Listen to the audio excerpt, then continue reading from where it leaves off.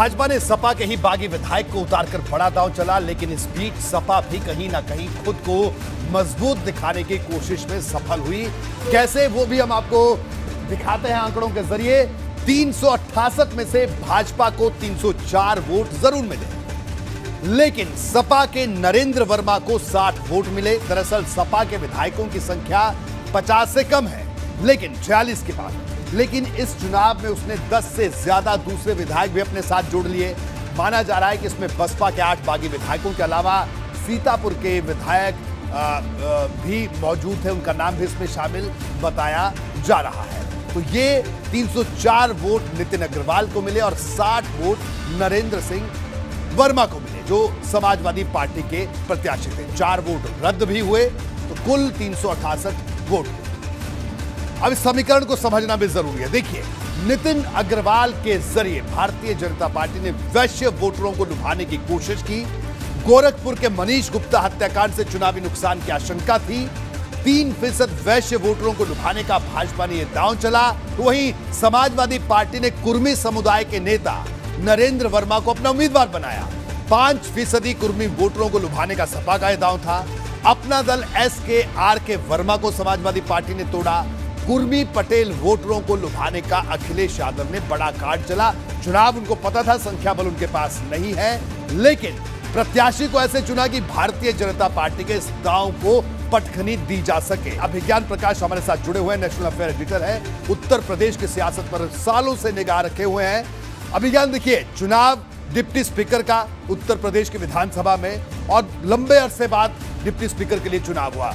UP विधानसभा की रवायत है कि डिप्टी स्पीकर विपक्षी दल से बनता है, और कई सालों से रवायत है। लेकिन इस बार बीजेपी और सपा ने जिस तरह से इस चुनाव को लिया, भाजपा ने नरेश अग्रवाल के बेटे को, जो कि समाजवादी पार्टी के बागी विधायक है, उनको अपना प्रत्याशी बना दिया। तो सपा ने कुर्मी प्रत्याशी खड़ा कर दिया। सपा को पता था चुनाव हारना था।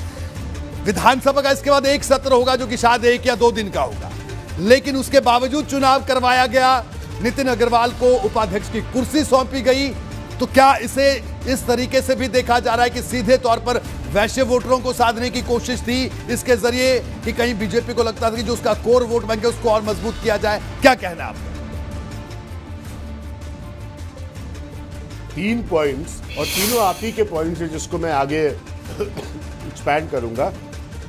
पहला पॉइंट आपने बिल्कुल सही कहा, मनीष गुप्ता वाली जो घटना है, ठीक है, उसके बाद नरेश अग्रवाल पुराने नेता है, उत्तर प्रदेश की राजनीति के एक समय के मुलायम सिंह के बहुत करीबी रहे हैं। नितिन अग्रवाल उनके बेटे हैं और बीजेपी की तरफ आए।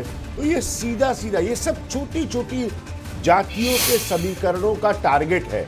ये हम लक्ष्य कैसे हासिल करें, ये वोट हम कैसे हासिल करें। दूसरा, चुनाव होना, ये भी बिल्कुल सही आपने कहा कि चुनाव नहीं होता है डिप्टी स्पीकर के लिए, मतलब एक किस्म की कोई रूल नहीं है, लेकिन एक किस्म की राजनीतिक परंपरा थी। तीसरी बात जो आपने बड़ा इंटरेस्टिंग पॉइंट बताया, देखिए, अगर बीजेपी 300 प्लस पे है, तो कोई भी चुनाव अगर हाउस में होगा तो बीजेपी का उम्मीदवार तो वैसे ही नहीं हारेगा जी।